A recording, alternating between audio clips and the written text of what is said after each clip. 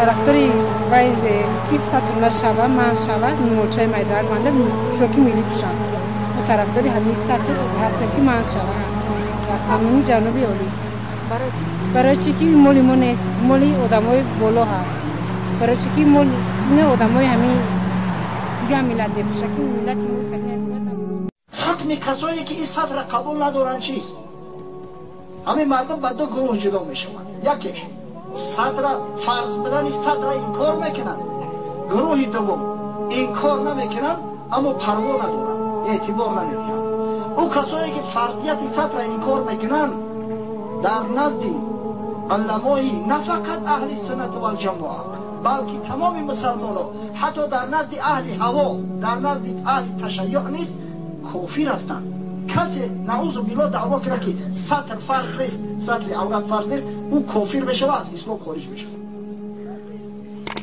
اما کسی که قبول داره میدونه که این سطر فریضه الهیه اما با او عمل نمیکنه در حد فاسق میدونه، یعنی شخصی که از حدودی که خداوند تعیین کرده است تجاوز میکنه. یک زمان مردم زمان جاهلیه عرب مثل همین حال حاضره ما را داشتیم.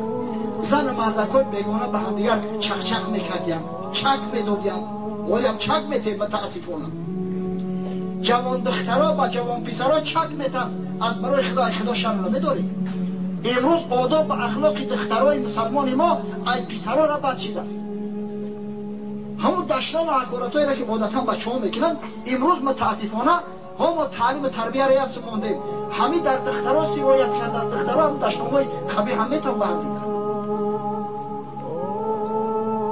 یک دختر سینی دگونش با آوازی بلند در شهر قسم به خدا اون مسجد دایر دروغ نمید میگه پشوال نفی بیایه بگیره دختری مسلمان تاجیک زاده مسلمان زاده و دهن من اولی با ملایمش کردم سو گپی باز بین گفته بود اون گپی نیست که در معرکه گفته شود.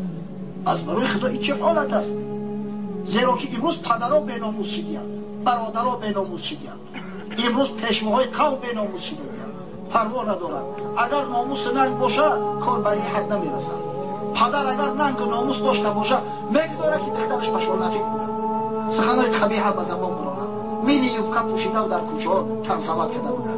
نه گفتم یک زمان مردم همیشه زمان جاهلیت ایسر میگذراندن، مردی بیگانه با زنی بیگانه صحبت کردن و چخ کردن در یک جو ششتن کفی همدیگر را داشتن براش یک امر عادی بود. یک روز یکی از صحابه های بزرگ پیغمبر سعد ابن عباده رضی الله عنه پهلوان خزرج سرور خزرج وقتی که همو عبدالله ابن ابی منافق مرد جاشا انمی سعد ابن عباده گرفت. سردار قبیله خزرج بود. سردار قبیله در میان مردم کوچی مردم کوچمنچه و قبیلوی مثل پادشاه است. پهلوان بود، ثروتمند بود، جوانمرد بود. در میان بازار مدینه شمشیرش ای غلاف کشید گفت لو رأیت احدا مع امرأتی فالله لضربته بالسیف غیر مصفر.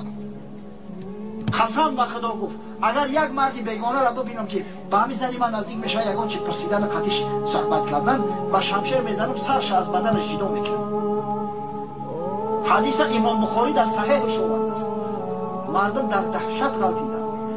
آمدن پیش حضرت رسول الله صلی الله علیه و سلم گفتن یا حضرت این سعد دیوانه شده در بین بازار جور زده است همه را تلخ کف کرد.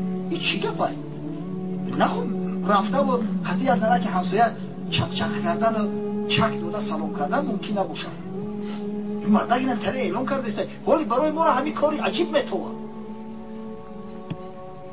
10 سال کلام میره بعدای پاش خوردن شوروی خونه خولا میرم خولم دختراش همش جمع کرده سواد است که بیای تقوی تو قطعی سلام کنی همش دستاشون هم تا پیش گرفتن میگم اره خولا ممکن نیست و میگه تقویشون میشه چه ممکن نیست و ما تقویشون ها میشم و بچه خولاشون ای نظر شریعت این معنی نیست اوخی من با یو محرم نیستم حرام از من قطعی یا دست من سلام کنم این میگه بعد مهر و محبت که جو میشه و نخواه همین مهر و محبت در سلام کردن مردک بسنک باشه از برای خدا ای خدا شر نمیداره و مهر و محبت داری یک کاری خیر که یک دستگیری که یک خطش بر حدیش که کمبغل باشه برای یک زکات معتبراش ادا کن. این ای با فکر مهر و محبت نفهمی شیشته در یک خونه یک مرد زنی بیگانه چک چک کردن مهر و محبت باشه.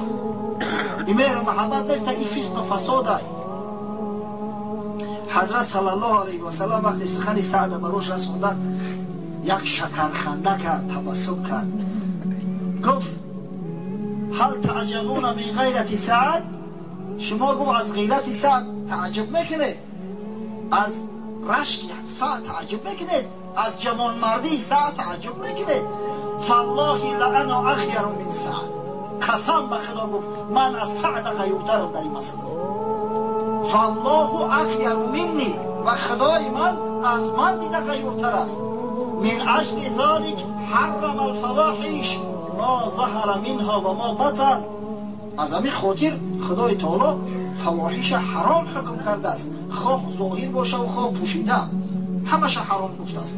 من اجل ذلك وعد الجنة للمتقین، همین خاطر است که خدای تعالی جنت میگه جای متقی ها است، بنده های متقی